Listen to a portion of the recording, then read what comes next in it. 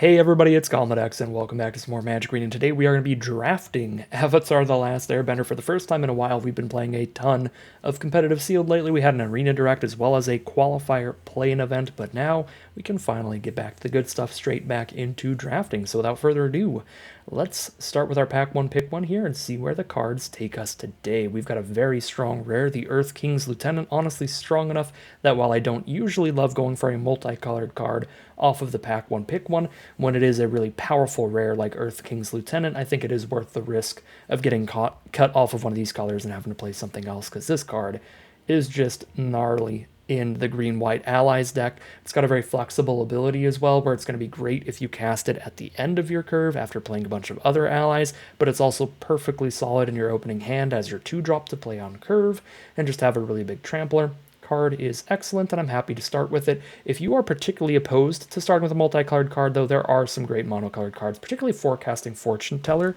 being my favorite, but even like Sold Out for a great removal spell is good. And wow, pick 2, get a second green rare. That seems like an excellent start. They're not the most synergistic cards ever, because Earth King's Lieutenant, the kind of green-white allies deck, is a very aggressive, usually streamlined 2-color deck, whereas Earthbender Ascension is very awesome in the big, rampy, splashier decks, splashing into more colors and getting some bombs off of the splash. And that's what Earthbender Ascension is really good at doing.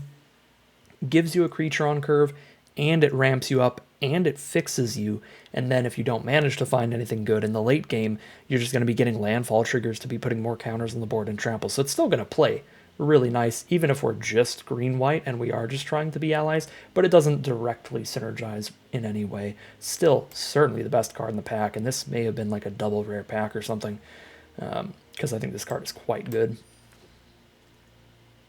All right, pick number 3. Gather the White Lotus is a little bit hard to justify in a 2-color deck. You do have to be pretty deep into the 1 color for this, probably like a 10-7 in White's favor, which seems a little less likely starting on 2 green cards. We're slightly more tied to green than White currently, so I think we're perfectly fine to just take a green removal spell over the Gather the White Lotus, although there's also the Water Tribe Captain being pretty reasonable.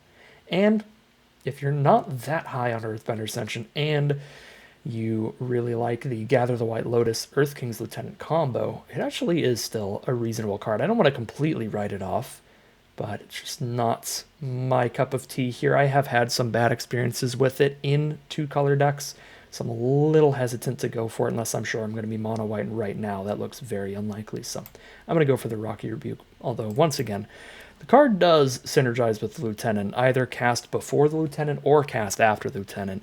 You're going to get a lot of value there. Pick number 4, no green stuff in this pack. Platypus Bear is incredibly filler. A little bit better in best of 3, as you can pull it in those matchups where you do want an early 3 toughness blocker. It's certainly not the pick here in best of 1. Airbender's Reversal versus Airbending Lesson is pretty close. Airbending Lesson is nice because you can use it on the aggressive as well as on the defensive, right? You can airbend their blocker out of the way and get some damage and then draw your card, but you can also like use it to blank a removal spell by flickering your own card. You can use it to stop their attacking creature for a little bit. Airbender's Reversal is really just on the defensive because it only destroys the attacking creatures. I'm going to go Airbending Lesson over the Reversal, which is a little weird, but we are starting with one slightly more flexible removal spell with the Rocky Rebuke, so I don't think I need to double up on removal that early, especially for one that's a little iffy to me. I'm just going to grab the Airbending Lesson. Great tempo play. Pick number 5, nothing great off color. There's reasonable role fillers like Callous Inspector, Waterbending Scroll, Fire Nation Cadets, but here in green we've got an Ostrich Horse, which is just a solid green card in general. Doesn't really work with the allies theme, but so far we're actually not super deep on that theme. We just have the Lieutenant. I could see potentially getting pushed off of it and just into good green stuff in general. We have Rocky Rebuke, Earthbender Ascension, and Ostrich Horse towards that, and we could pick any other secondary color if White gets cut here. Pick number 6, I mean, there's another Airbending Lesson if nothing else. I do think Poxbearers is a perfectly serviceable filler 2-mana ally, so that would be reasonable too if we just want to up that count for the Lieutenant and get our second 2-mana creature in the deck. But I do think Airbending Lesson in a vacuum is a much better card. Not really the kind of card I want a million copies of, though, either, and we have already started with one quite early into the draft. I'm actually weirdly going to go Poxbearers over less, and there's even an argument for the North Pole Gates random fixing, but that's unlikely. Okay, pick number 7. Still a Corrupt Court Official in here. That's definitely the strongest card in the pack. Don't hate speculating on that. We're only really missing out on a Pillar Launch, which would just be like our 22nd, 23rd best card in the deck. Potentially even 24th, and it just gets cut. So we'll just take Corrupt Court Official. Badgermole's a very solid green card no matter what our deck ends up being. So we've got a lot of just blanketly powerful green cards. Like green cards that are strong in any green deck pretty much. I really don't feel too tied to our white here. So I actually like this as somewhat of a mono green start, but seeing both of the common allies wheel out of this pack is a decent sign for us to just stick to that green-white here. I mean, we've got 3 white cards already. Here's another serviceable 3-mana ally. I think currently I'm a little higher on Glider Kids than Water Tribe Captain. Obviously the Captain better in decks that have multiple creatures that create multiple tokens when they enter the battlefield and stuff, but currently all of our creatures except Badger Mole are just like 1 creature apiece. I mean, Poxbearers replaces itself, but doesn't really count as 2 creatures at the same time out of the 1 card. And Earth Kingdom Soldier is a solid top-end card, even if we don't play white, although if we don't play white, our top end is probably just a bunch of Badger Moles. Got that Water Tribe Captain back. Not a super exciting card, but absolutely serviceable.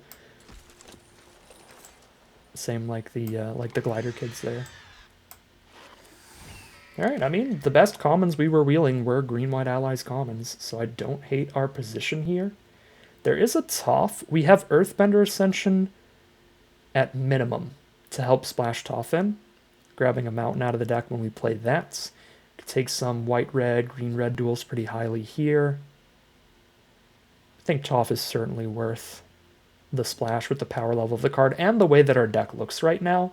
If our deck was like entirely allies, it was really low curve, and we had some combat tricks or something, I'd be more hesitant to take the Toph. But we actually have a chunk of cards here that don't do really any ally synergy and are a little bit more long game oriented, like Ostrich Horse, Badger Mole, Earthbender Ascension, even Earth Kingdom Soldier doesn't have ally synergy. So there's enough just generically good cards that we might just be splashing around and just generically good stuff in green, white, red, not trying to be super, super streamlined towards the lieutenants, where Toph will shine a lot more than one of the green or white filler cards there. Pick 2.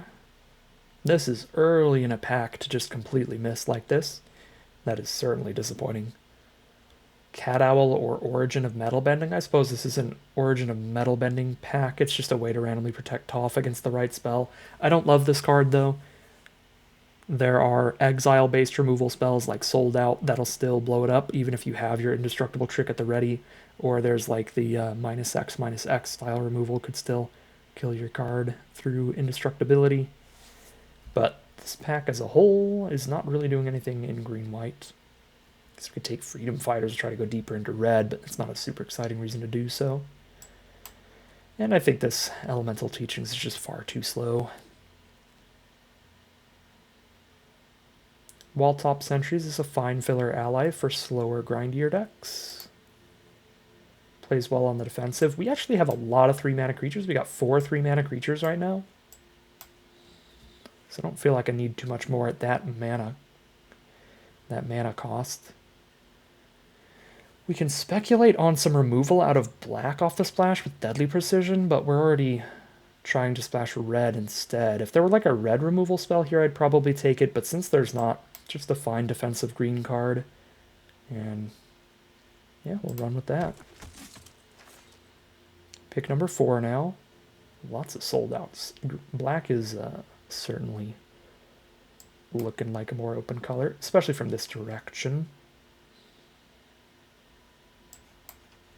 So we have Glider Kids, Water Tribe Captain, Airbending Lesson, and Poxbearers out of white. In black, we only have Corrupt Court Official right now, but if I take a green or white card out of this pack, I'm taking a Yip Yip, Invasion Tactics, Earth Village Ruffians. This rare is terrible. Sold Out is just infinitely better than those cards, so I will speculate here. Could be like Jundin it out. Black-red duel towards Junding it out. Filler 3-mana creature in white, but we've got a lot at 3. We need more 2s. Haru is a 2-mana ally that triggers every time we play more allies, but it's not a super good one. Super, super low toughness. Not a good stat line for the cost until you've triggered it like twice, ideally. I actually don't like Haru that much, but we are incredibly low on 2-mana plays, so I think I'm still going to take Haru over the Boiling Rock Prison. Water Tribe Captain, Super Filler 3-drop, or Ostrich Horse here, which is a bit better for non-ally strategies. But again, I've got a good chunk of 3s. We could also take Omashu City, help splash in the Toph. I think we're splashing in the Toph no matter what happens here, right?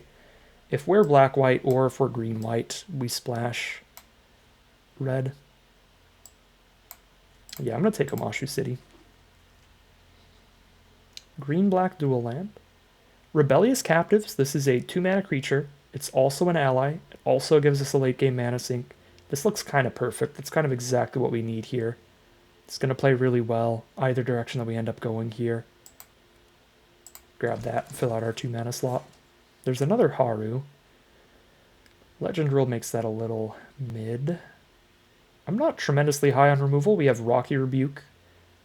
And that is it.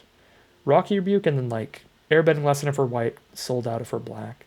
Lightning Strike because we're already splashing Toph. Could be splashable either way again. So I don't mind that. Green-black duel pretty late this time. We would be taking it over basically just wall top sentries, which I think is perfectly fine. Now pick number 10. Super Filler Cat Owl, I guess, at 4 mana. I don't think there's any world where we become red at the core, but I guess if we do, Freedom Fighters or Boomy Bash. They're not super good. Boomy Bash is more splashable, so I'll take that one, but it's unlikely. And take some unplayable stuff as we move on to pack number 3.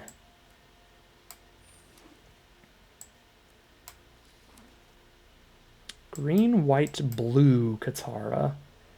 That's not going to happen.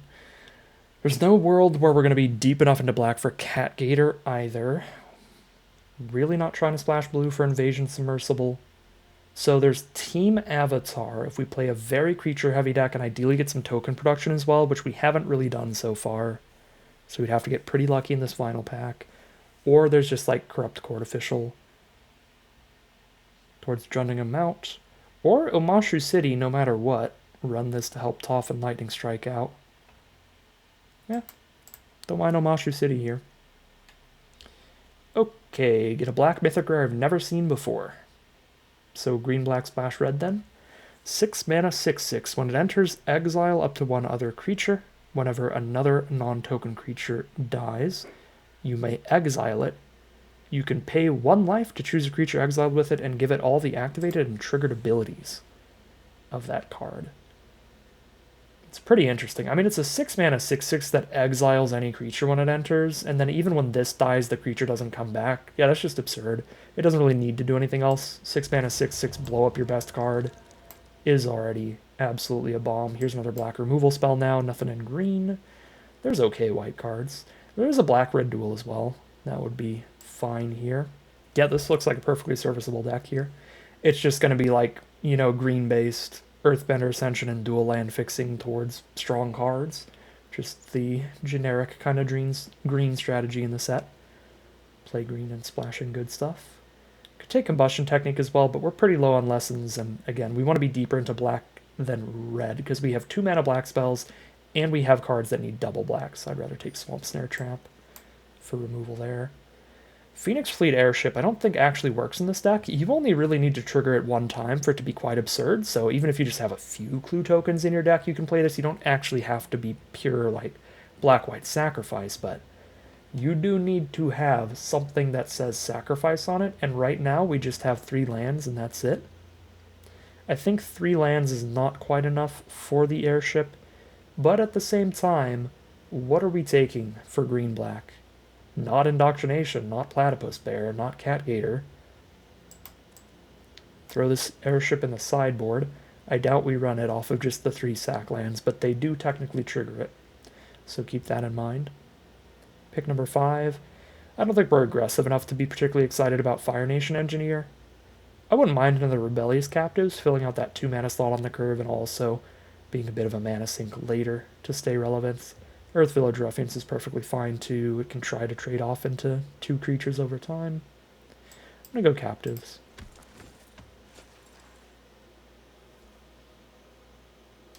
Now for pick 6, pretty much a miss here. We're not splashing in any of these red cards, and the black cards are very mediocre. So I'll just rare draft Sokka. Pick number 7. Zuko's actually quite bad. We'll take the very late sold out and be happy that we moved on to black. Pick number 8. Now we'll grab one of those Ruffians we've been seeing everywhere. This should be very easy to cast in our deck. So, however filler it is, at least we will never have a hand that can't cast this on 3, thanks to that hybrid cost. Pick 9, Corrupt Court Official. Not bad at all. It's not actually like incredible here or anything, but I think it's likely better than just the Wrestlers at 4. Pick 10, more Boomy Bashes.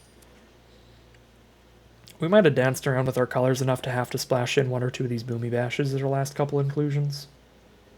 Although Tundra Tank makes all these random Corrupt Court Officials and Haru style 1/1s in the early game a little better, we'll run the Tundra Tank here over more Boomy Bashes off the splash.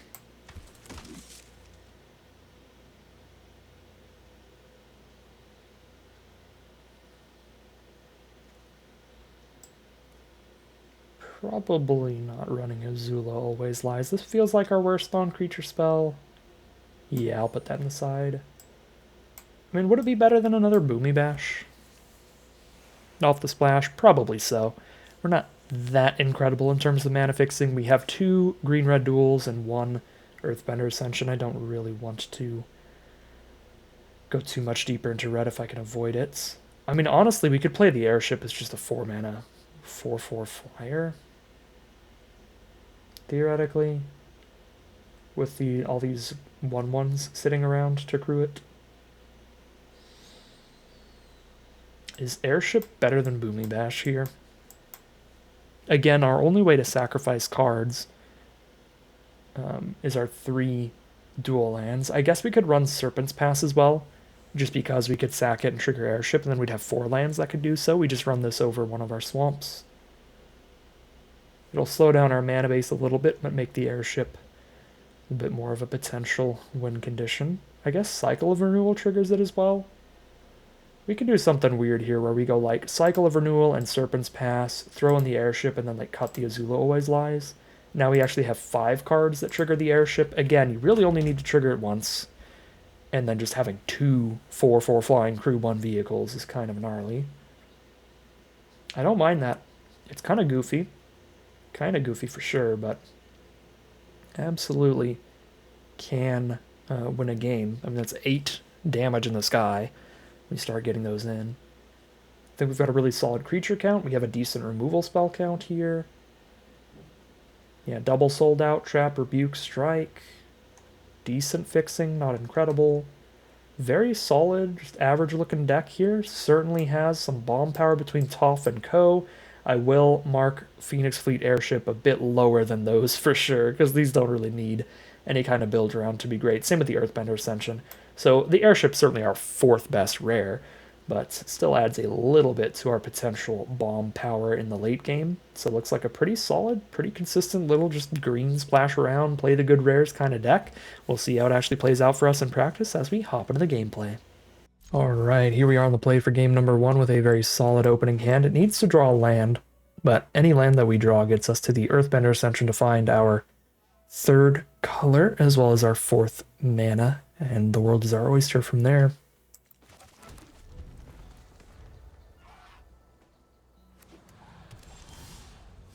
And there we go, we find a 3rd land here. Lead with Haru over the captives to get the extra triggers off of it. Other captives.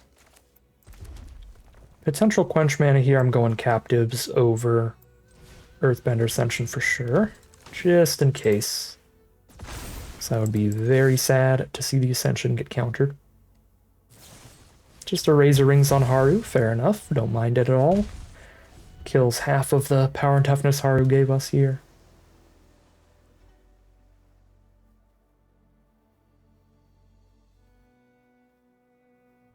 And my apologies if the audio was a little different earlier. Looks like some of the OBS settings did not remain. Messenger Hawk from opponent. Miss the land this turn. So can't like Earthbender Ascension attack with a 3/3.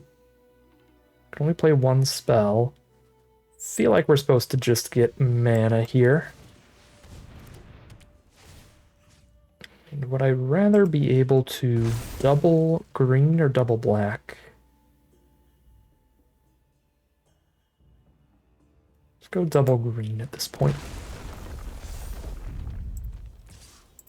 Green's certainly a little bit of a deeper color, and I think I'm more likely to want to cast both of these in one turn right now than both of these currently.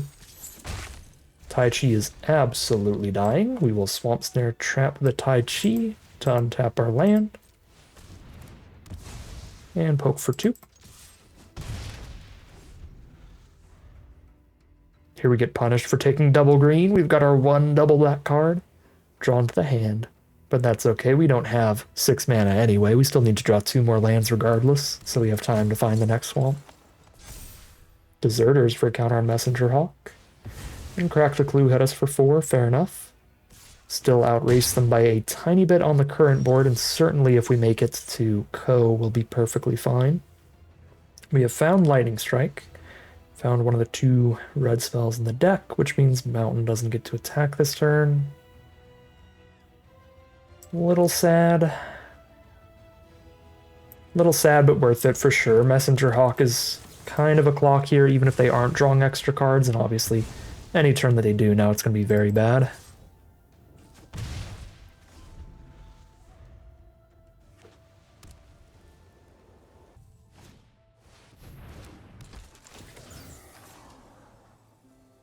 There's Glider Kids, scry 1.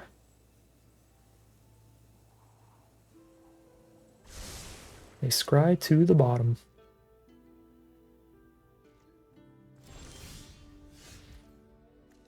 Another Corrupt Court Official off the top. Send in the squad holding up Origin of Metal Bending. Can cast it if I need to, and if I don't need to cast it here, then we play a Court Official. A little awkward to do it against their open mana though, because like, if we attack in, they block in a way where we have to cast Origin, and then they respond to Origin with something like a second Razor Rings or a Quench. We could get blown out pretty badly. So I could see just not attacking here. Alright, the worst, attack with only the Mountain. Let's attack with only the Mountain. Because if they double block, I can just allow it to happen. I don't have to try to Origin of Metal Bending where we might get blown out by Razor Rings or anything.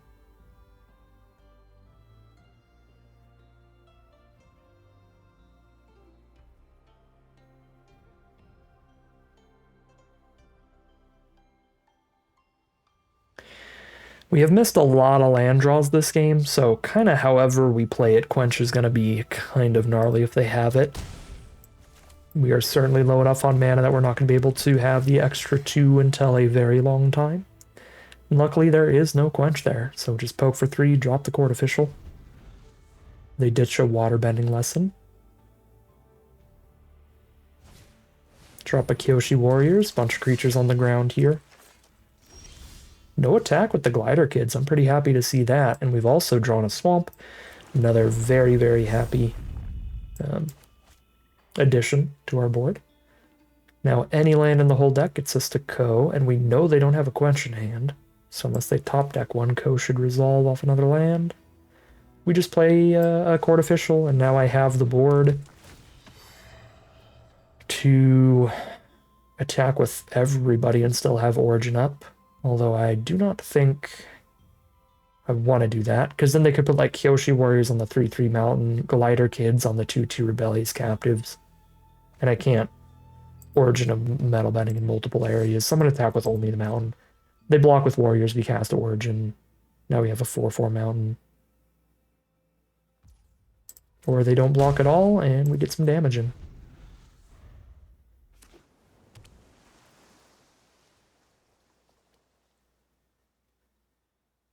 Sixth mana now from our opponent. That'll do it.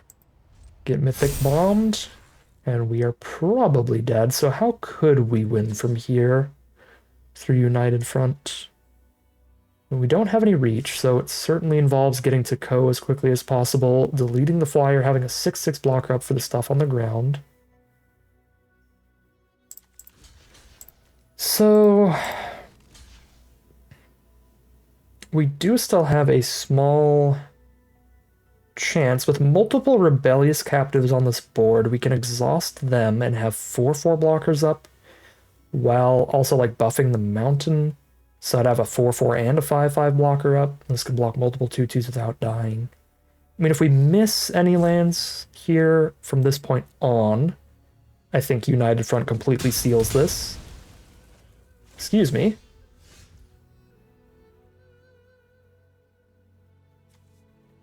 I thought I was clicking OK to declaring that block, not OK to I'm not casting spells. Well, that kind of seals it. I mean, we missed the land anyway, but that's frustrating. Oh, can we still win after that? Let's see. 1, 2, 3, 4, 5, 6, 7. So 8 including Glider Kids, 3 blockers up. Take 10. Tundra Tank does not add to the blockers. Take 10, go to 2. Yeah, no, we can't win. That's quite frustrating, because obviously I intended to Origin of Metal Bending the 2/2 up into a 3/3 Indestructible. Just Perks of Playing Digital Magic kind of misclick there. I thought that was the click to be like, these are the blocks. Maybe I accidentally double-clicked or something. But, yeah, I mean, block with Indestructible 3/3. We only lose the 1/1 there, then we'd have 2 3/3s, a 2/2, and a 1/1. And if that was the board after this, they'd also not have Kyoshi Warriors. We go 3/3 there, 3/3 there, 2/2 there. We take 1, 2, 3, 4, 5, 6 on the ground and 3 in the sky. Take 9, go to 3 since we missed the land here. We still probably die. We still probably die at that rate. I guess that's not counting the Tundra Tank, right? With the Tundra Tank, the Corrupt Court Official, instead of chumping somewhere, would be a 4/4 blocker, so we could add another blocker to that, right? 2 3/3s, a 2/2, and a 4/4 would be the blockers. So 3/3, 3/3, 2/2, 4/4. We take 1, 2, 3, 4, 5, 6, 7. Go to 5 life, not 3 life.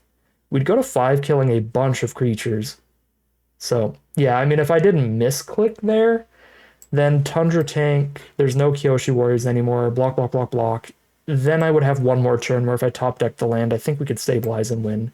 But if we miss the land again, the turn after this, we likely die.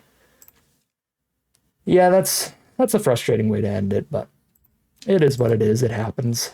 Misclickety into 0-1 heading into game 2. Here we are on the draw for game 2.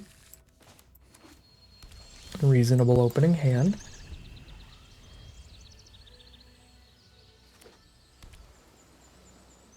Playing against green, red, and blue.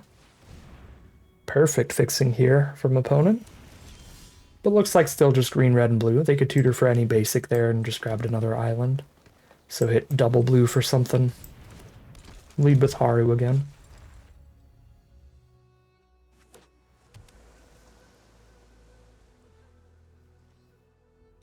They pass through, doing nothing yet.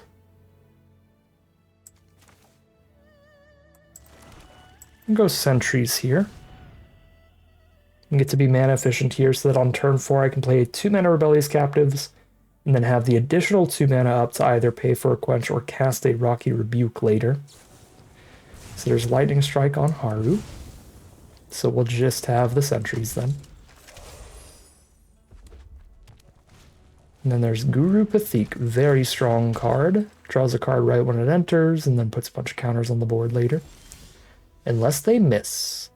Gotten very lucky against the Gurus, where our opponents have pretty consistently missed. I think I'm going to save the Sold Out here, and just go for mana efficiency. We can play Rebellious Captives and rebuke the Guru, and kill it instead.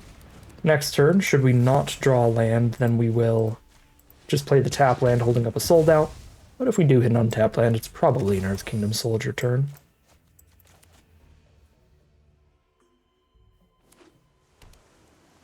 Five mana for our opponent.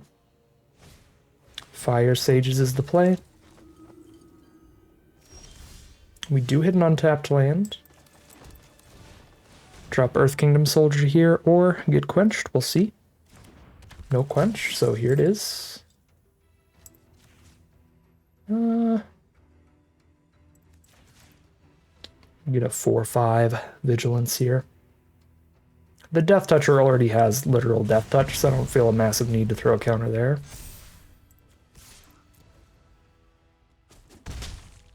And they do have the Combustion Technique for the... oh, it's an Exile, the Rebellious Captives. Alright, we're chilling. We're out on board here, so... Jam. Unless they top deck to quench, they don't have a quench in hand, or they would have countered the soldier, so I don't think I need to play the untapped land for the Sold Out here. Still a trade, so I'm not going to Sold Out yet. There's too many really important creatures they could randomly find, especially splashing into multiple colors. There's Cycle of Renewal, speaking of splashing around.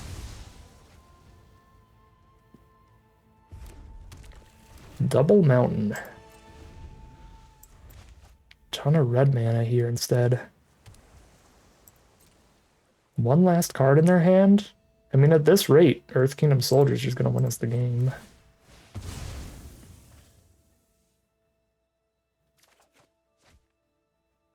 Sack the Foggy Bottom Swamp, draw a card, find our own Cycle of Renewal. Now, an Origin of Metal Bending should be good against red removal spells because they're all damage-based. Not going to do anything against blue removal spells, like bouncing it or putting it back into our deck.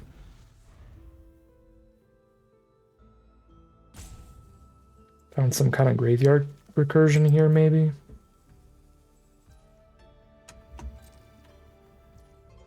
Just pass through. I'm not going to sack the Omashu City. I'll go ahead and cycle, though. Thin a couple lands out of this deck.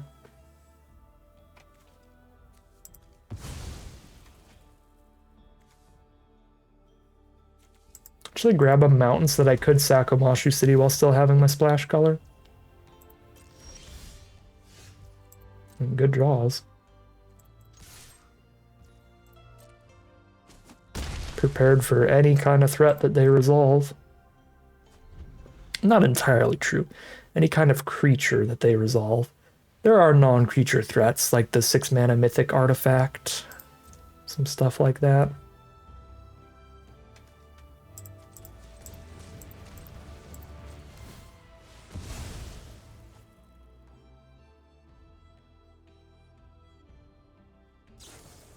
Firebending lesson kicked. Let's see if you also have Quench. Have to have the double interaction here. Alright, well, feel we're still very far ahead. Obviously far ahead in life total. They've only got one card in hand. We have double Sold Out and a threat. Ostrich Horse plus Earth Village Ruffians would be a one-turn kill here.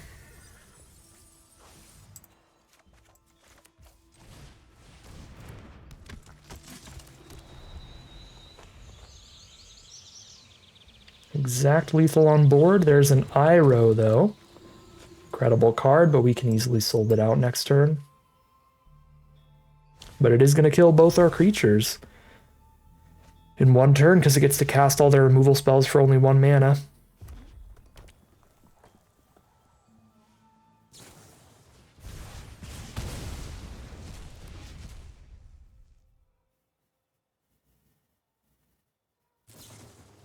Yep.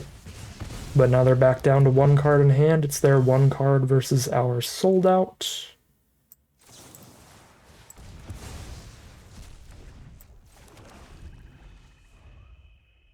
And both playing off the top.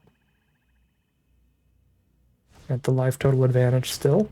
Sokka can ditch it and draw another card. That's a good draw.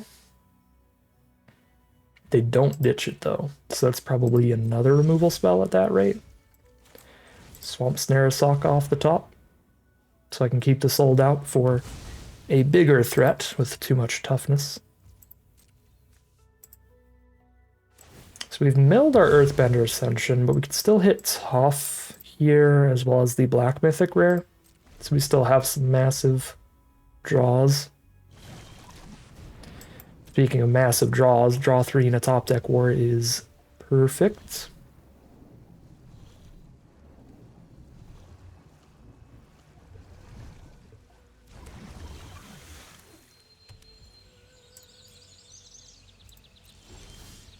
And there's the Toph. Probably should have been holding one extra land in hand for this, since it picks up a card when we play it. I think we have to wait a turn then. I can crack the city, but I don't have the mana to crack the city and play Toph here, so we wait a turn. Ba Sing Se. Stupid, stupid magic card. Alright. Can still win through it with strong rares like Toph and the potential mythic if we find it. This Tundra Tank is not particularly helpful, so I'd rather have the mana up to sold out as well.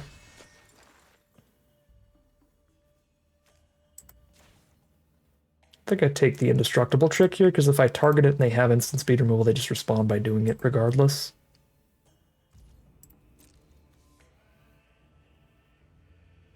Ba Sing Se is sorcery speed, so they may have punted here. And I believe they did. At least we stopped one turn of Ba Sing Se.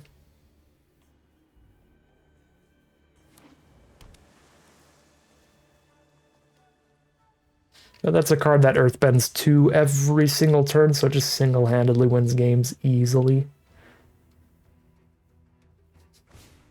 True Ancestry. Pick up a Guru. Get a clue token. I guess we did exile the Iros. That's not an option.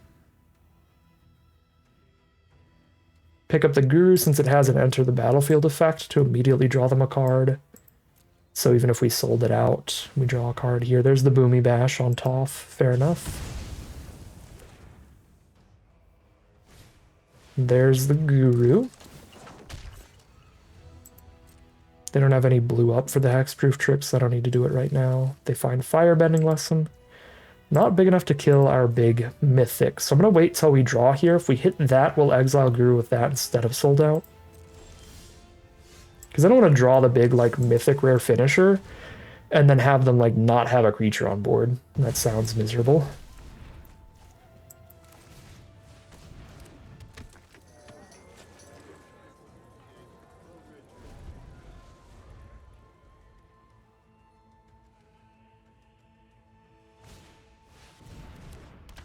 The Mechanist for another bomb rare.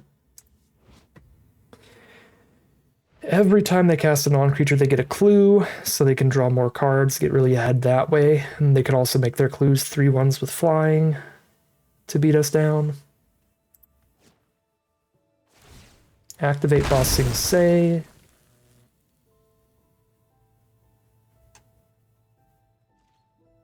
They pass through. Corrupt Court Officials the draw. Got the mana to pay for a quench either way. Let's lead with the Court Official here.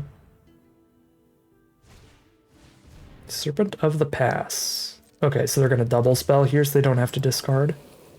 Fair enough. Forces them to Firebending Lesson of Pox Bearers, which is pretty solid for us.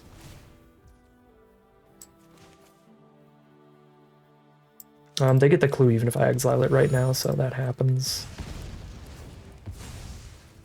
We sold out the Mechanist and then find the 6/6 to kill the Serpents, and then probably die to Ba Sing Se, but we'll see.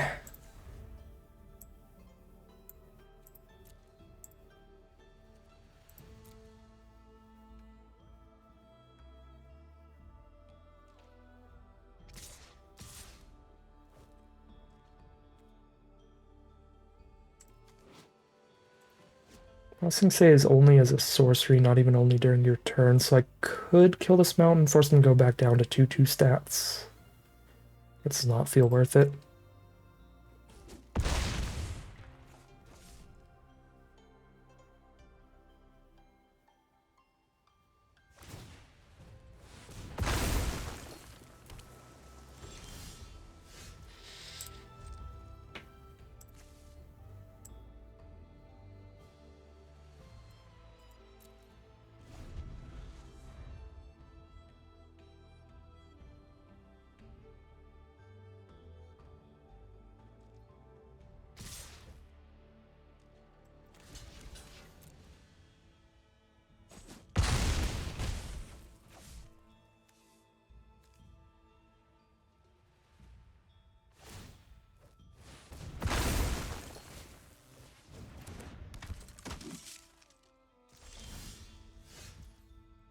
Man, that certainly is magic, isn't it? Instead on board to Bossing Say kind of single-handedly won them the game here. I mean, they needed the support of all of their other rares. Like, Iroh 3-for-1 us immediately. If they didn't find like a big 3 or 4-for-1 card advantage swing like that, they would not have been able to stabilize and have the time to find Bossing Say. But Bossing Say is the card here that's just like could have dealt with basically everything else. This thing just auto wins the long game. Very easy inclusion into the deck as well, because it doesn't even replace an on-land card. It's just swapping out for your forest, so absolutely shredded there by some incredible rares, and that's going to be 0-2 heading into Game 3. All right, here we are for Game 3. Time to rally. We are 0-2 right now. We lost Game 1 to a misclick, although we didn't have a particularly high chance of winning that anyway. We did get united fronted by our opponent. And then Game 2, we lost the long game to Bossing Say, which happens 9 times out of 10 when you get into a long game against Bossing Say. So it is what it is. I think this deck is capable of much, much more, so it is time to start off our rally. Is it not time to get a nice little win streak here? Give this deck the solid 5-3 record I believe it deserves. That's what I would assume is about the average record for this deck if you ran it a million times. But it is certainly not 0-3 material.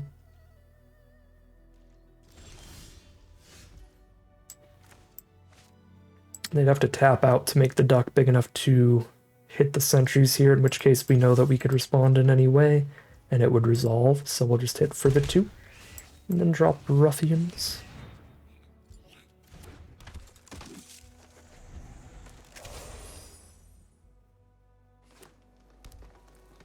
Mono green, this could be a Rock-a-Lanche deck, that'd be pretty funny. I think we have a decent matchup against that, because Rock-a-Lanche just makes like a couple really big creatures. We have plenty of 1-for-1 removal. Drawing pretty bad mana here, though, so our opponent could also be like, oh, they must be Rock-a-Lanche deck, where it's like, well, not really, but it does look that way, doesn't it? Rebuke the Vinebender, I can Origin a Metal Bending. If they block Ruffians, and clear out their whole board that way. No block is also perfectly fine by me. Hold on to the Origin. They're down to 13.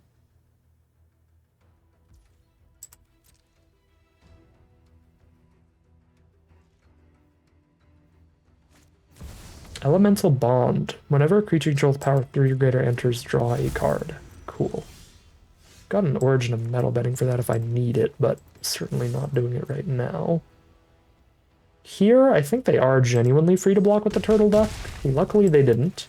Because I think even if they blocked here, I would not Origin. I'd just play the Badger Mole, get the stats down, and try the best to pressure them towards lethal next turn. Okay, they were probably also a 2-color deck, judging by playing a 5th land and scooping there. Because if they are mono-green, 5th land, they should have something that would let them live a turn on board at least. But yeah, some bad mana draws for them. Not the most exciting way to win a game of Magic, but After an 0-2 start, I will take absolutely anything I can get. That is going to be 1 and 2, heading into game number 4. Here we are for game 4, much better mana. We certainly get one of the tap lands out of the way. Let's just get the green-black because we actually use both of those colors. Compassionate Healer from our opponent. We are on the draw this game, so they are a white deck on the play, white being... I don't know if it's the most aggressive color. Red can be pretty aggressive as well, but certainly one of the most aggressive colors. I mean, mono white decks are incredibly aggressive, so rough to be on the play in that kind of matchup. But we have an okay hand for trying to slow them down. Alright, they are blue-white. They show us their second color here on turn 3, plopping an island down.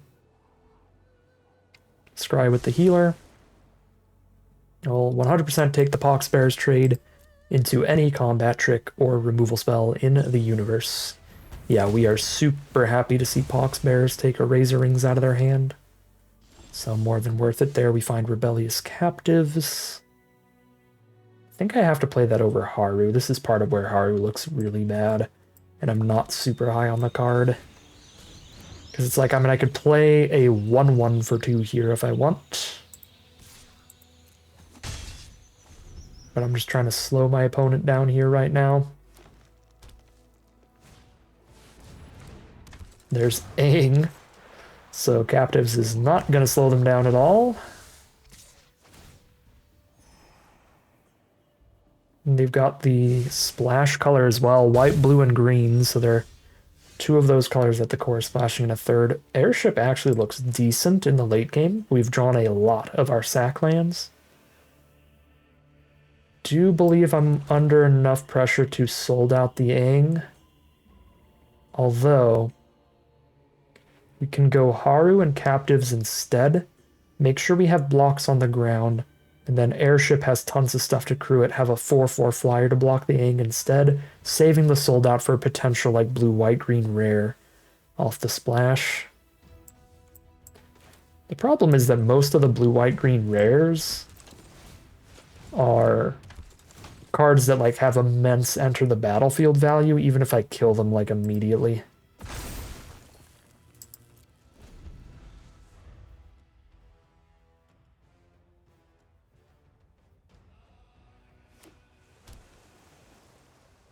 Turn 5 from our opponent, 0 missed land drops for them this game, but that makes sense when they scry every single turn with healer.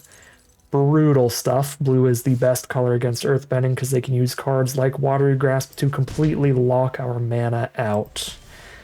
And that is devastating. Keeps us off of the airship and keeps us off of the Ko here. We've got a wall top sentries at the very least, which is nice. So we jam that. It may get quenched here, but I do not have the mana to play around a quench, and will not for a long time.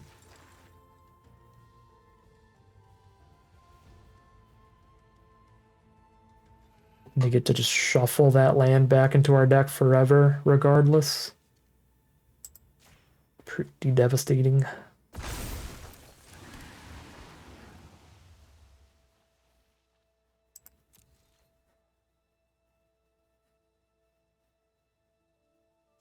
Yep, shuffle the land away entirely. Scry to the top.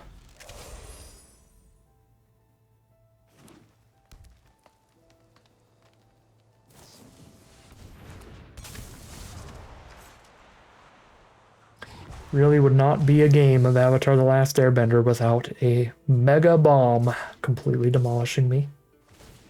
We've got the sold out for it. Let's not be completely hyperbolic.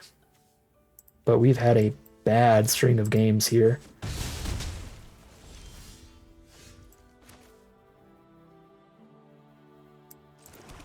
They have the quench, we're screwed. This thing transforms into putting a counter on their entire board every turn, plus being a giant reach trampler. We have to sold out the Aang for sure.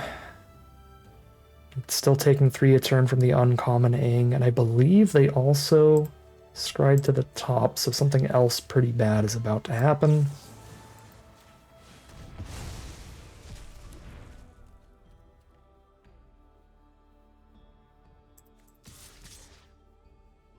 save a chumper for Earthbending, because Earthbending is essentially haste. So if they hit the 4 mana, destroy target creature, or Earthbend 3, I can like chump the 3/3 and still have my mana. Badger Mole is the draw. I obviously have to play the sentries. And we need to get that 6th mana to deal with this Aang, because I don't think sentries is likely to stick around.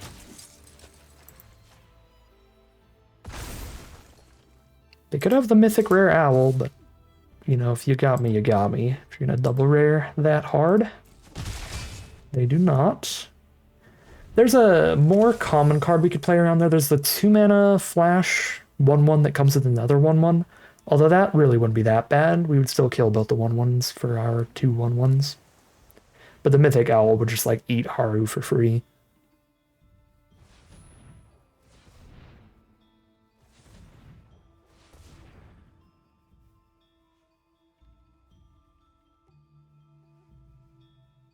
I'm kind of just avoiding attacking with the swamp at this point because I desperately need the mana.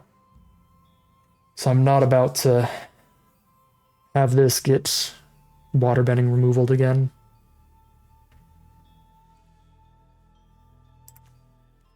I think I gotta take the 3 here.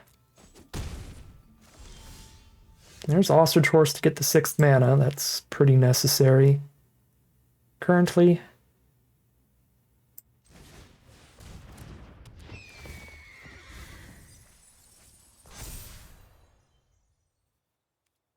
Alright, well, we missed there, but that's 3 cards closer to it. Pass here. Have a bunch of blockers up so we can block on the ground as well. Just gotta buy time towards Ko and the airship popping off.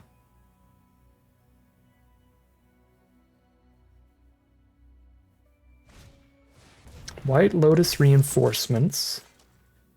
Not the end of the world till they blow up the sentries, because of the death touch they still don't get in. We still do not find that 6th land. Now I could drop Badger Mole. Ostrich Horse has trample, and we have 2 more 4/4s on this board. Gives us actually a game plan towards winning this game that doesn't require hitting the 6th mana completely, I guess. Still would be much better if we did. But we get to start pressuring their life total from basically right now.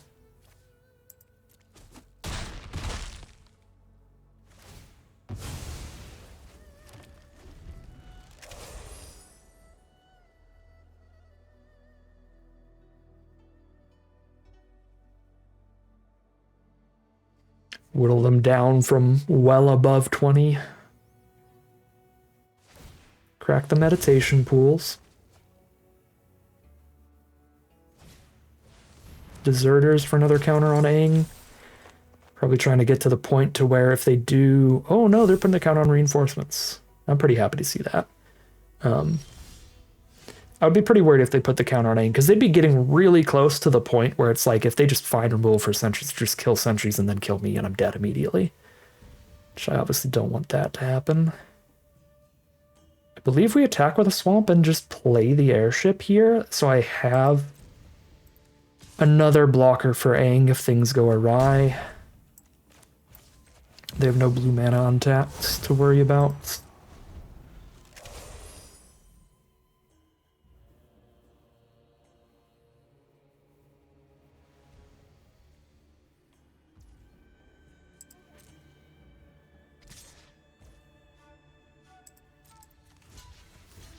Block with a Death Toucher, see what you got.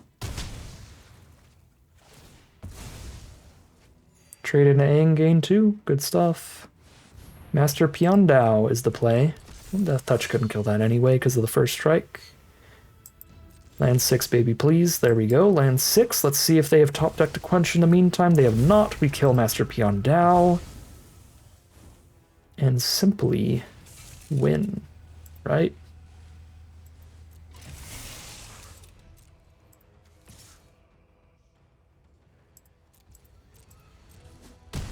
Slowly but surely. It'll take a couple more turns here. stressful, stressful game. The power of the little blue removal spell really showed off in that game. We had some rough mana there after the Watery Grasp because they got to keep our mana stunned and then shuffle it back into the deck. Took us a real long time to find the mana for Ko. And mana was really tight for casting all of our other spells as well. Would have made it so like any quenches from them would have been pretty brutal. All right, spooky, spooky stuff. Barely managed to make it out of that alive since we just got to play our great mythic Ko. Technically, the airship's also a mythic, but 4 mana, 4/4 flyer crew 1, like, played at like uncommon power level, I would say, because we weren't going to need to make any copies of that to win. We were just using it for 4 a turn. So mainly Ko, really stabilizing us in the end there. All right, that is 2-2, only 1 win away from pulling out of the pretty bad start, getting to at least a 50-50 record, so fingers crossed here, because that 3rd win is the difference between leaving with only 250 gems and 1,000 gems, so pretty big game here. 2-2 heading into game number 5. Here we are for game 5 with excellent mana to start and a nice defensive hand, Poxbears and Lightning Strike to keep us alive for a little bit, and then Cycle of Renewal to get the mana up towards the Soldier for a sturdy blocker in the late game. Opponent starts with a Swamp. Here's our Swamp. It's Appa Pet from our opponent. Corrupt Court Official. Honestly, might be Cycle of Renewal considering we have all of our colors already. We already make it up to 3 mana with the sand. The only thing the cycle's really doing is getting us to the Soldier, in which case if I discard the Soldier, then there's no point in the cycle.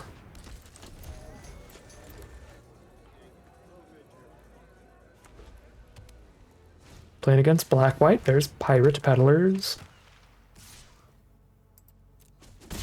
I could see Death Toucher for Death Toucher happening here. It'd be pretty funny, pretty cute. Do get a Poxbears swing in here. They're not going to trade into our 2/1 with a Death Trigger. Airbender Ascension. Go ahead and slow down the sentries, and they get enough triggers on that they can start flickering their Corrupt Court Official every turn. And making us discard a card turn over turn over turn. We're going to have to Lightning Strike that Judy. Or Rocky Rebuke the Judy. I think we Lightning Strike Judy since we have a Death Toucher potentially here, as well as some 4-power creatures coming up. So Rocky Rebuke can probably kill bigger cards. But we need to kill Judy so that Judy does not give them a bunch of creatures entering the battlefield to up their quest counters particularly fast. So we Lightning Strike Judy and replay Sentries. That should be perfectly simple here. Poke for 2 again. Death Toucher up against their Death Toucher. They got 1 more card in hand to play like 1 more creature for their Ascension. They need 4 triggers on it. 4 counters on it. Last card is Airbending Lesson, which does draw them a card here looking for more creatures. Does not find a cheap enough one. We miss some lands again. Really looking for land 5, having drawn another 5-drop like Badgermole. It would also let us double spell Sentries and Ruffians. But for now, we're just on Sentries. Unless they just keep top-decking Airbending, I'm supposed to be attacking with Poxbears here. Haybuy is the play. Can sack the Court Official to get bigger, but I can respond to its trigger, I think, before the counter's gone it. Let's see. If I go full control mode, no, I think it gets the counters if they sack. Okay, they don't sack anyway. Send in the Peddlers, pass the blockers, block the Peddlers, kill the Peddlers and the Haybuy. They're playing off the top with a single 1/1 on the board. This should be a very winning position.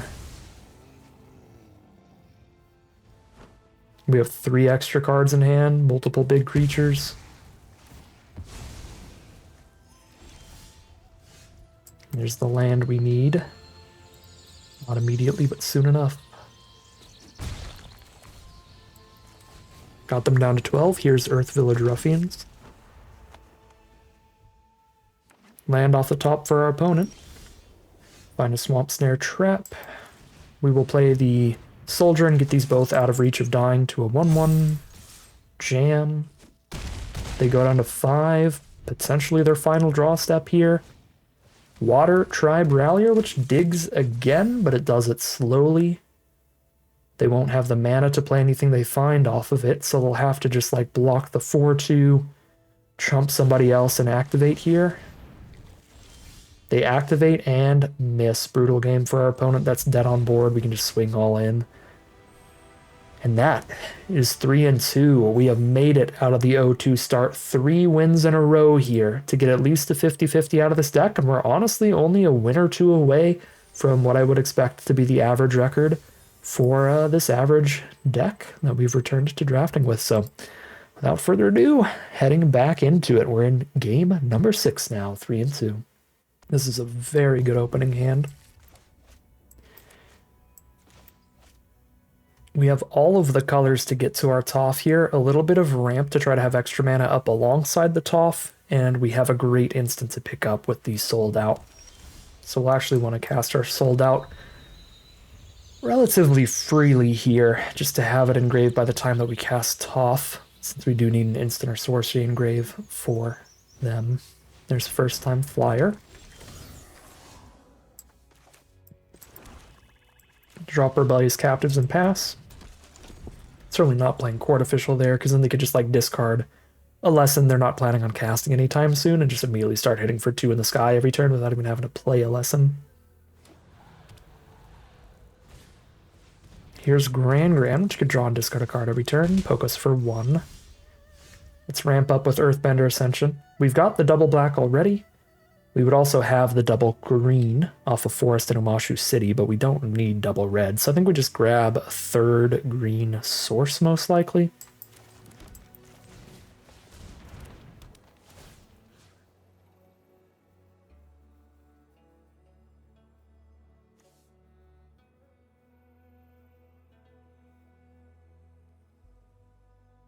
I mean, 3rd green source, so we can activate a green and still have 2 other green to tap for other stuff. I will not attack with captives. That way they can't send Grand without some support. They would need the +1/+1 hexproof trick or the +2/+2 flying trick, or I mean there's a lot of tricks they could have here, but if they don't have a trick, they cannot send in Grand. Alright, no trick. Take 1, go to 18. Play a Cat Owl. Well, even if they get a lesson in their grave, the First Time Flyer is going to be smaller than the Cat Owl, so we sold out the Cat Owl. Play nothing else this turn. I don't feel the need to pressure their life total right now, so we'll get the tap land out of the way, so I know I have more untapped mana next turn.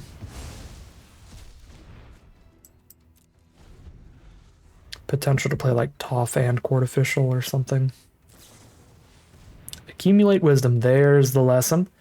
Gonna start taking 2 a turn from the First Time Flyer. We may end up just throwing our recurred Sold Out at First Time Flyer.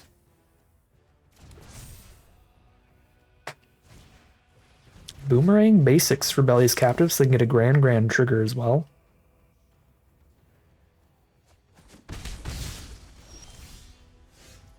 Airship is the draw. I don't think Airship is incredible on this board, but it's not terrible. I could just go Court Official Airship and have the 4/4 flying blocker up. This also gets to 3 out of 4 land triggers for Earthbender Ascension. Actually sounds pretty legit. We've got multiple cards to sack if the airship sticks around long enough, but I'm not going to worry about like not using it until I crack something. I'm going to use it pretty freely because we also have a Toph and an almost active Earthbender Ascension for multiple other finishers if something happens to the airship. They've only got 1 card left in their hand, so we probably just draw their final spell out as removal on airship, and then Toph the Flyer, and it is not removal on airship, no attacks at all. Good stuff.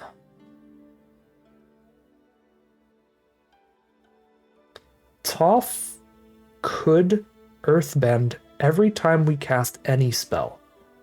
So we should try to cast Toph as soon as possible. So I believe this is the turn to do so. We will have to discard like an Earth Village Ruffians, but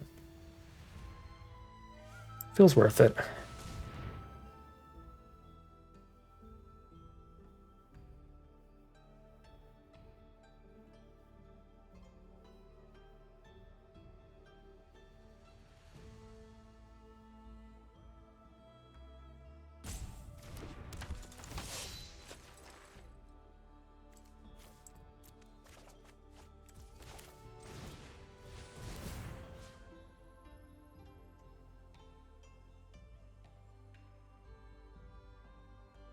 Just want a bunch of 1/1s. I mean, a 1/1 can crew the airship, so it wouldn't be terrible. I think I'm just upgrading this forest, though, right? Because I'm about to get my creatures trampled with badger moles, so just having like one big trampling forest feels like the line. I've already got a wide enough board state to keep this airship up on blocks. I mean, honestly, at 15 life, we probably could just start attacking there. All right, they're playing off the top, and they don't want any part of this. They already hate it. They see an airship, they see a Toph, they see ways to sacrifice permanents to make the airship trigger. If I hit any lands, even lands are good draws because we start putting counters on the board and getting trample. We have the sold out for their only flyer. All right, they are over it. Very, very nice endgame there. Just kind of doing what our first two opponents did to us, just dropping some really good bombs and winning off those. That is 4-2 now for a positive record no matter what. Pretty much breaking even on gems. If we win any more games from here, we'll be in the money. Earthbender Ascension ramping up again into the Co this game. Very nice opener. Pretending Poxbears is the draw. So let's get the black source out first. So I can cast whatever I want onto. Toph is the draw now. I think I'd rather play a tap land than any of these if they don't have any creatures out yet. That way I know I can Earthbender Ascension as quickly as possible and have as much mana on this board as quickly as possible. I'll have double green, double red, only one black, so let's grab another swamp.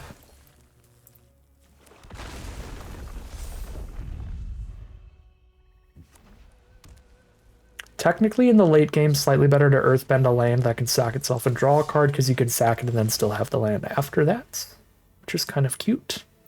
But this is the early game. I want to have all of my multicolored mana not locked into being a creature, so I don't have to worry about keeping my multicolored lands untapped. In Cycle of Renewal, 2 more land triggers for Earthbender Ascension. That'd be 1+1/+1 counter from it.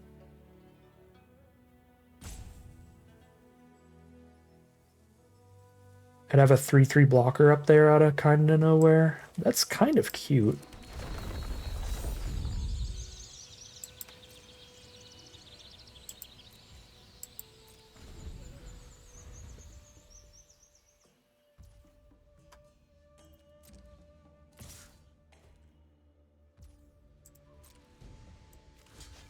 I don't hate just taking the trade here.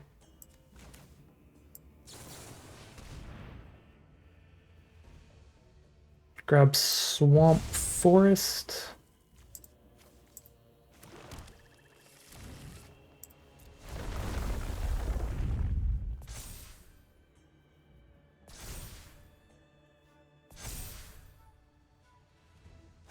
I technically get a 5th counter onto the Ascension, but that part doesn't matter. If I had another creature on the board, then that would have been really good, because then I get the extra counter when that land dies, too. There's the sold out to have an instant or sorcerer in my grave by the time I play Toph. Could also just play Co. It's kind of a nightmare, so we'll just do that.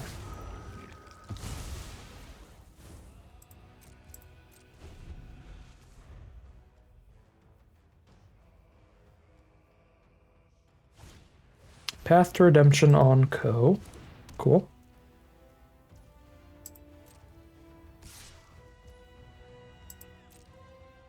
Take 1. Water Tribe Rallier's the play.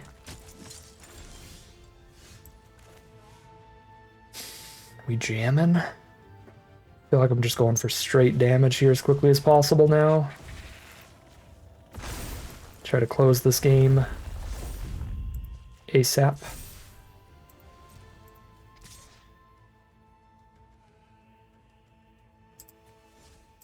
could really flood this board here.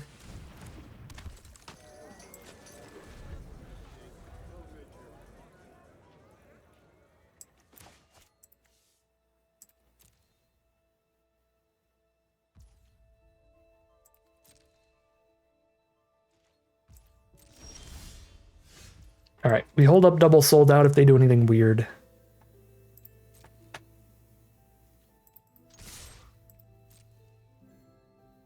Just getting in here. Okay, no more trample. Fair enough.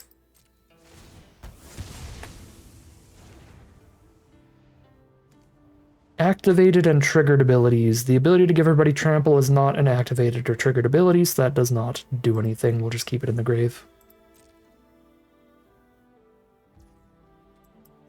And they're just going to take 5. Cool. That's chill. We'll play a Haru and hold up a sold out. I don't want to play Toph while I play a sold out. Which might be a little greedy, but that's where I'm at here. I'm a greedy man. Call me the Wario of drafters. I don't mind killing the Water Tribe Rallier, gets them down a mana sink.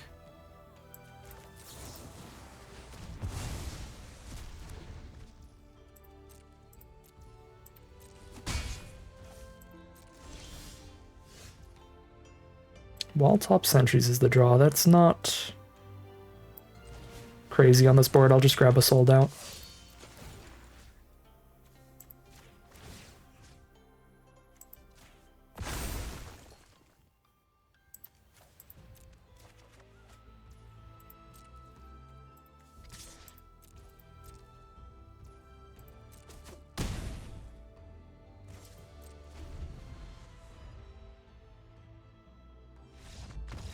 Bomb rares do be bombing, and that is a full-on rally at this point.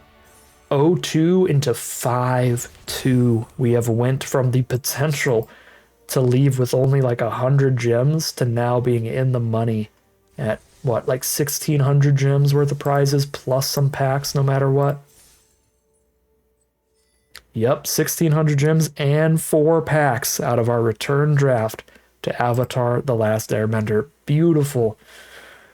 Beautiful rally here. It does feel like the variance has just been on the two ends of the spectrum. A lot of our wins, almost all of our wins, were just quite lopsided, us drawing really, really well and hitting tons of our great rares. And then our losses did feel the same about our opponents' decks, getting crushed by some very strong rares there.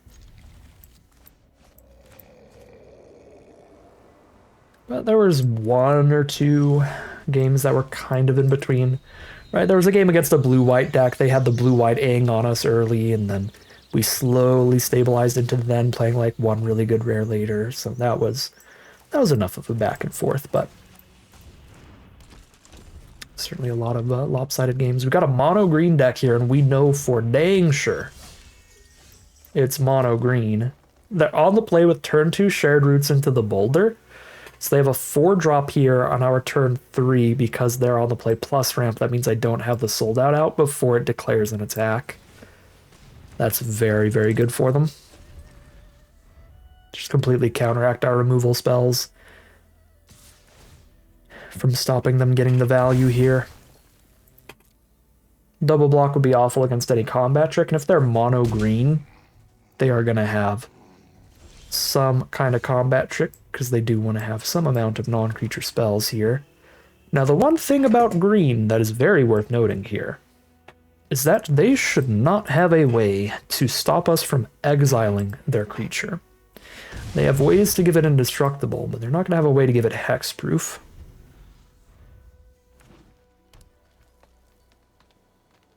Move to combat. We sold out before the attack trigger, and they shouldn't be able to have any way to save it here.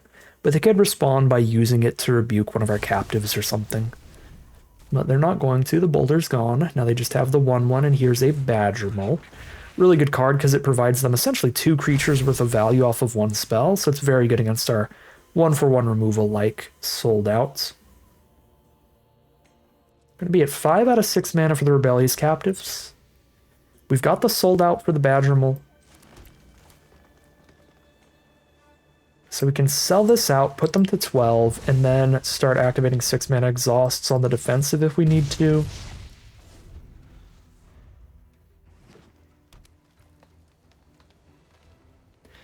They got any Rock-a-Lanches in their hand, they probably kill us with that.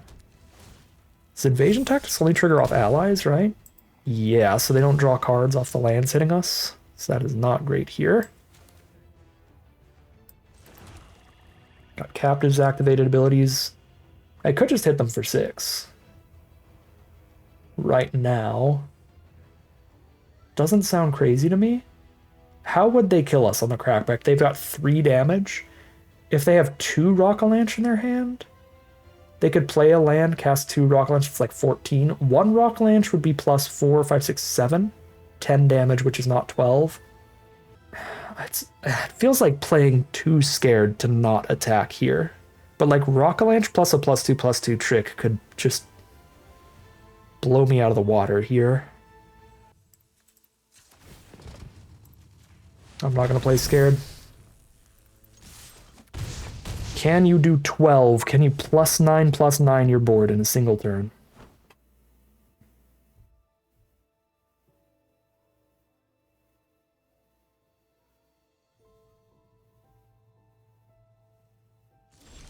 No. Okay.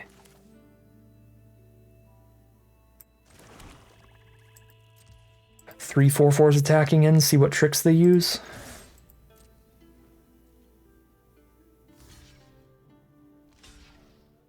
Block there, make it 3 4/4s.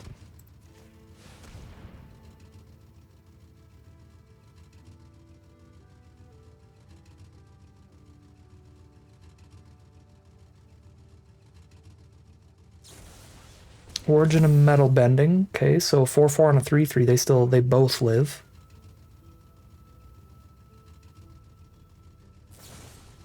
And allies at last to kill the 1 land. Sure. Yeah, that wasn't bad at all.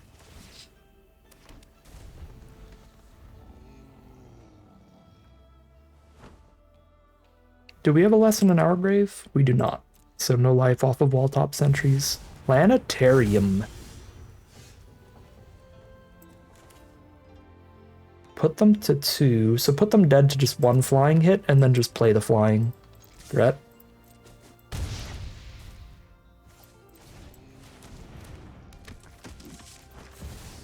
Actually might have been better to play Airship and crack the land than play Airship and the sentries.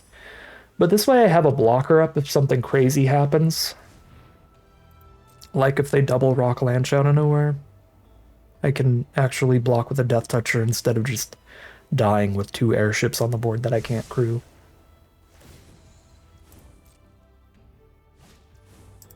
So there's Toph.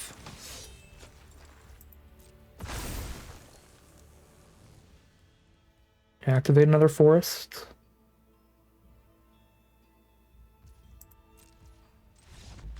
No reach for them, so the airship is gonna crack back for lethal, and that is 6 and 2, a 6 win streak in a row. You cannot make it up. 6 and 2, we've rallied from 0 and 2, 1 loss from defeat, all the way to the final battle. The absolute top bracket here. I guess the top bracket would be 6 and 0, but you know what I mean. The potential 7-win run. We'll see how this all wraps up as we head into that final game of Magic, whether we win or lose. The last game of Magic for today's video. Okay, here we are on the play for the final battle. We have all 3 of our colors in our opening hand. We have a Captives on 2, and then nothing till 4 when we have our Sold Out as a removal spell. If we last until the late game, which being on the play helps a bit here, then we will have Sold Out into Toph to pick up the Sold Out, into the Ko for a removal spell on a stick as well. So we have a very strong late game in this opening hand, which feels very nice. First draw of the game is another land, which is great. Lands are certainly the best draws currently. Corrupt Court Official. I may even discard the Sold Out because I can pick it up to the Toph here. The lands are just incredibly important right now. So I'm not going to ditch any of those. If I discard a land and then I miss a few land draws, we're in a really bad spot. But if I discard the sold out and then draw a bunch of lands, that's still fine. Toph just turns one of those lands into the sold out again. So I think it's hard to get punished for discarding sold out there, but very possible to get punished for discarding a land. And if I had discarded a land, we would not have our 4 mana turn 4 here, so I'm pretty happy with that decision. I don't mind Ruffians for Pirate Peddlers or Corrupt Court Official. It's not great against Corrupt Court Official, but be fine here. I guess I could have just Tundra tanked here, but I think I want to just cast Toph before I cast anybody else, in which case I'm probably discarding this Tundra tank. I mean, I can just chill.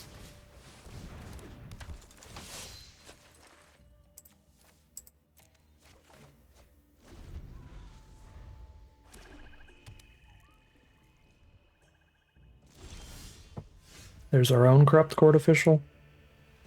Cool. I don't think I need to sold out Pirate Peddlers, but it would certainly get some damage in here. Does feel better than playing a Court Official right now. The only flaw that I see with this plan is that it lowers the amount of removal that we have. So we won't have removal till we have 6 mana. Which is obviously not ideal. Lightning Strike at Captors. I'm surprised they don't go block Toph and Lightning Strike Toph there. I'm pretty happy with that. Don't mind that outcome at all. But this could just mean they're going to have another removal spell for Toph when they untap. And this way they deal with more of our board. Doesn't look to be the case here. Sentries is the better attacker. We play it pre-combat for the Toph trigger.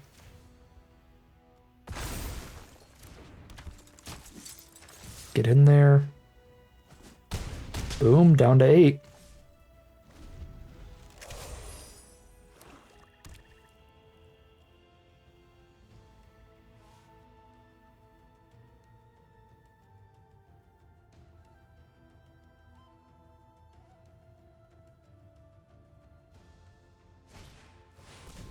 Big old saber-tooth moose lion, so now we are really trying to find the 7 mana here.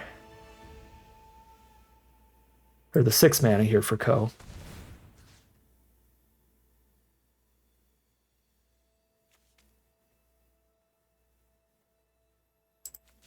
Could also end up going wide.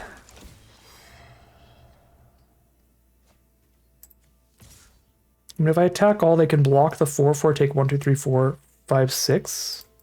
They go to 2 life blocking the 4/4. If they block Toph, they go to 1, which feels unwinnable. Yeah, this is just send all.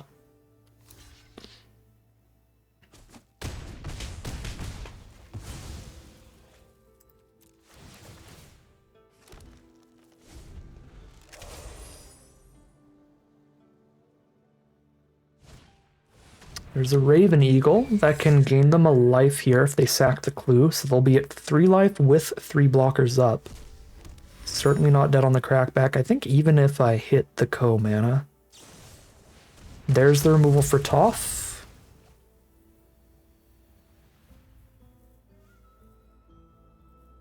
Raven Eagle could flip this game. We have the Reach Death Toucher, so I guess not quite, but it is still going to be a draw 2. And some extra life gain here. Origin of Metal Bending means if anyone doesn't get blocked, they're dead. But they can just block everybody.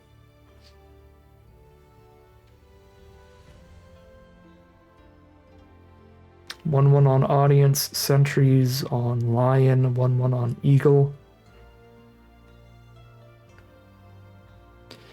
Might still be better to attack here than just hold up on blocks. Could guarantee them a Raven Eagle trigger, but if they get a Raven Eagle trigger, it means the Eagle's not blocking. I mean, okay, realistically, I guess they just like chump Sentries and then kill these 2 for free. Yeah, no, that can't be that good. So the only attack is like Sentries by itself, or just not attack with Sentries. It feels better to not attack with sentries than attack with it by itself.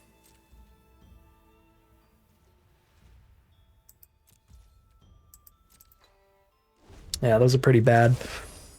Missed land there, because letting them get the Raven Eagle, extra swing and life gain. Does really increase their chances of stabilizing, because they get another draw from the clue, they get another draw sacking a land here. Like, any time they get lets them do a lot of digging here. It's another missed land. And we cannot be missing those right now. Drop captives.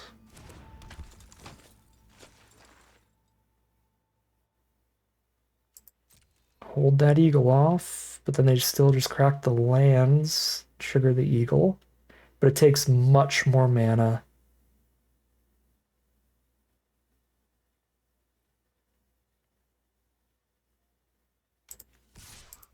Sure.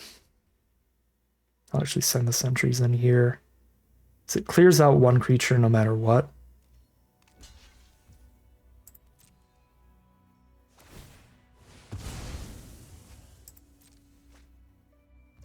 And with them at 3, especially when any land lets me activate captives,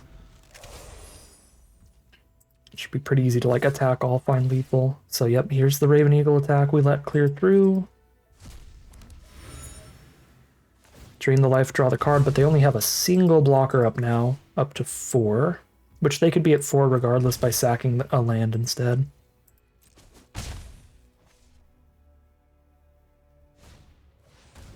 It's exile removal. That is rough, but I still have lethal on board with my other creatures if they can't play a 2-mana blocker as well. Wow, 2-mana blocker and removal. They're still dead to a land.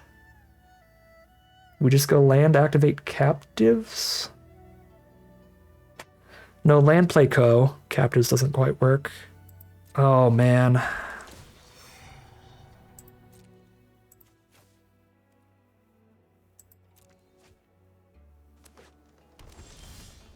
Oh my god. It's a tap land.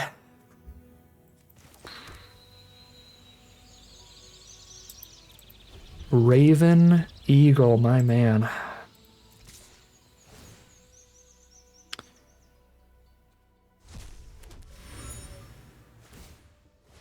Found line 6 on like turn 9 here or something.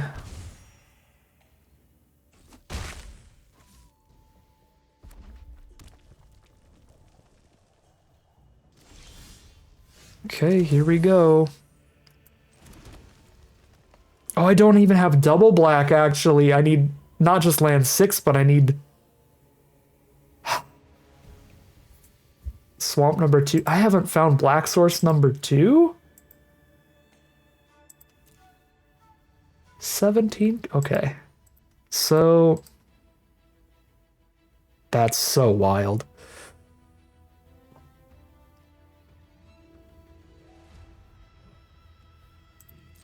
We have to pass. I can attack with a 4/4 and a 3/3, or a 4/4, 2/1/1s and a 2/2. Actually, can't do that. I don't have enough mana to have the 1/1 and 2/2 land attacking. One of the lands has to be tapped. So 4/4, 1/1 and a 2/2. Kill the 4/4. 1/1 on 1/1, take 2, go to 3, but Raven Eagle just gains back.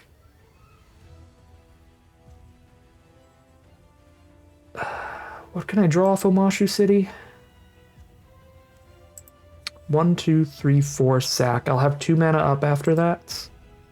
I could find a Corrupt Court Official or a Lightning Strike or a Rocky Rebuke. Swamp Snare Trap. If I hold up black-red, I could hit Swamp Snare Trap or Lightning Strike, which could be immediately relevant. And either way, I'm kind of needing to dig towards black mana. So this may be 4 mana sack Omashu City instead of 6 mana activate captives right now.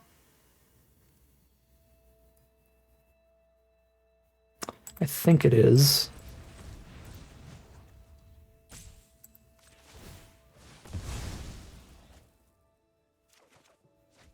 There's the black source for Ko. It's not something immediately relevant like Swamp Snare Trap or Lightning Strike, unfortunately. So Raven Eagle just gets its like 4th draw of the game.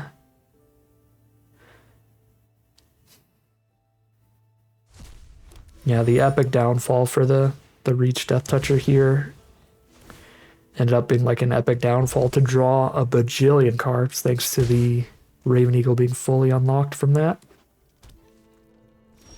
Now Realm of Ko is another way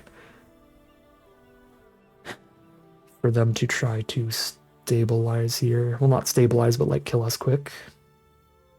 Okay, so they're at 7. If I can hit them for 4, Lightning Strike finishes them off. I don't have the mana to play Ko and Lightning Strike. But I could attack with Captives, Court Official, and Mountain. Well, then I just die on the Crackback, so I can't do that. I could do that to try to get 4 damage in, but then, yeah, again, I just die on the Crackback. Alright, even if they have the removal spell for Ko immediately, Ko kills the Raven Eagle.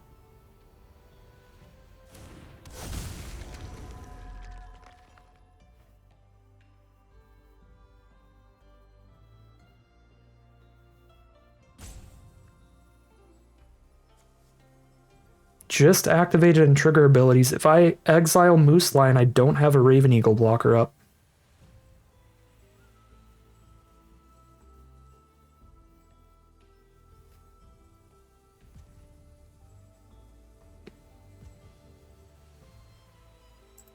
I think I have to hit the Raven Eagle.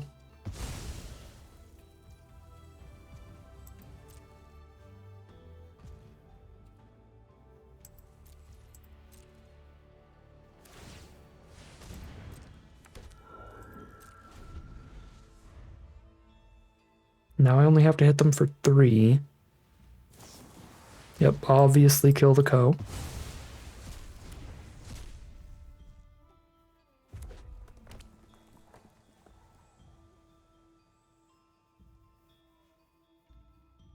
They got auto-tapped out of a Realm of Ko trigger there, that's rough. Rocky Rebuke is the draw. Can rebuke the Court Official. Kind of need them to not have removal here.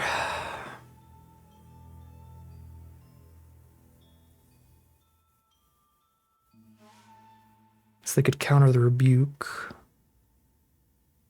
Only have to hit them for 3. If I just attack with Captives and Mountain, one of them gets through, I kill them. But I don't have the mana to Lightning Strike and activate the Captives, here's the problem. So if I like do that and then they have removal, they just removal spell Court Official and then kill me on the Crackback. Because I would tap out to hit them for the 3 damage.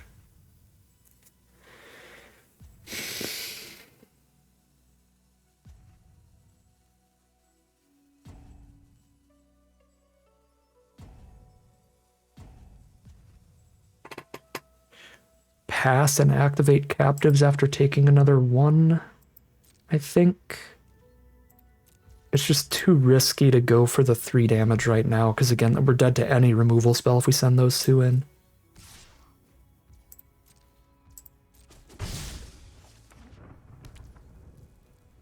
Okay, how do I beat a removal spell here? A 4/4, 2 1/1s, and a 2/2. They kill the 4/4, block the 2/2. 2 1/1s isn't even enough at that point still. Still feels better than making this a 3/3.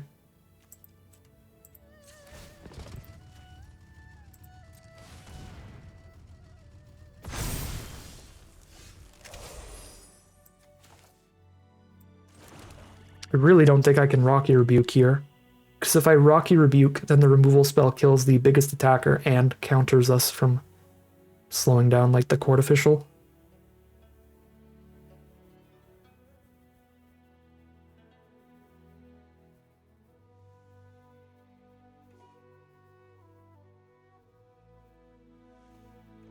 I can afford to take 7 from Moose Lion if I have 2 removal spells to kill 2 spirits.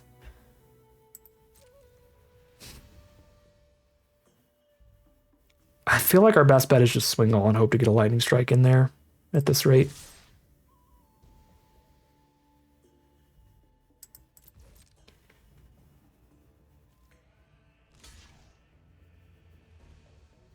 Unfortunately, no instant speed removal, it looks like, so had we Rocky Rebuked pre-combat, this would be pretty guaranteed win.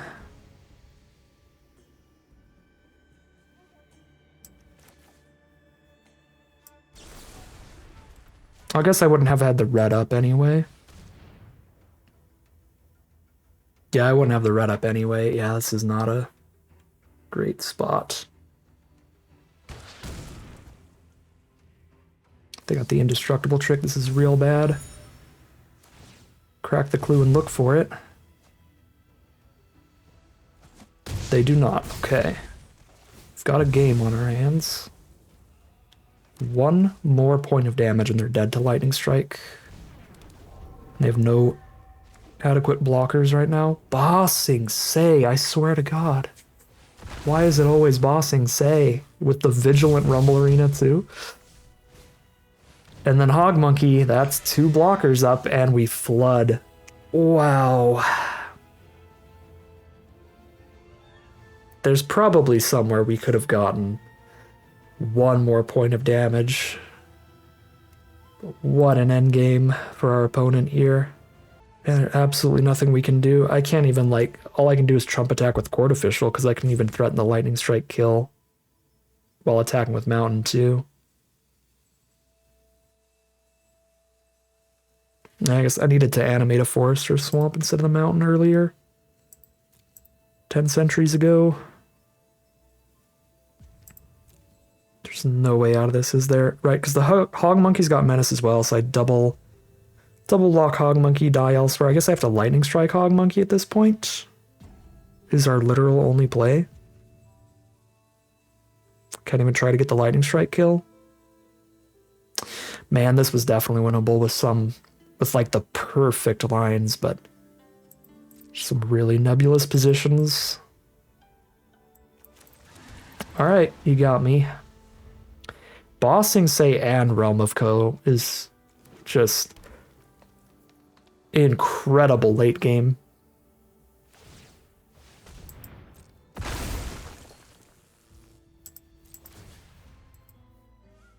Oh yeah, and then I wasn't even counting the fact that Bossing Say gives another attacker here. That's my least favorite rare in the whole set. That'll do it. 6 and 3 for us today.